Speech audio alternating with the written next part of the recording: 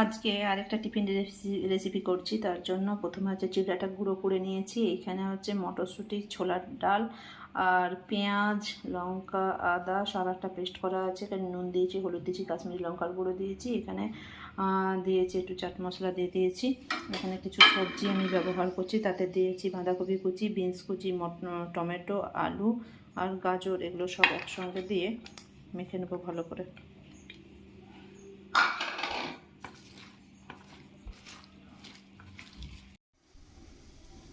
এরপরে কড়াইয়ে সাদা তেল দিয়ে দিয়েছি, এতে হিং আর গোটা জিরে ফোড়ন দিয়ে দিয়েছি। এরপরে কুচনো পেঁয়াজগুলো দিয়ে দিচ্ছি।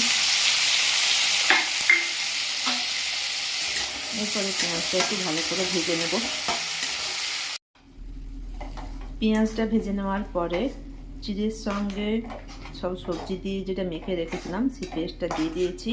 এবারে একটু কড়াইয়ে একটু ভালো করে নেড়ে নেব। নেড়ে নেড়ে একটু এটা শুকনো শুকনো করব। কিছুক্ষণ নাড়ার পরে এর সাথে একটু বেসন মিশিয়ে দিয়েছি। এরপরে এটা ভালো করে একটা ডো তৈরি করে নেব।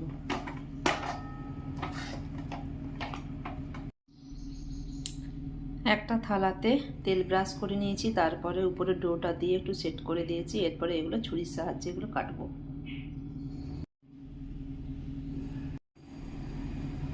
কড়াইয়ে সাদা তেল গরম করে এতে তিল আর চিলি ফ্লেক্স দিয়ে একটু ভেজে নিয়েছি।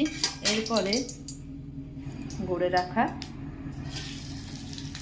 এইগুলো দিয়ে দিলাম, নাস্তাগুলো দিয়ে দিলাম। এগুলো কম আঁচে দু পিঠটা লাল করে ভাজবো।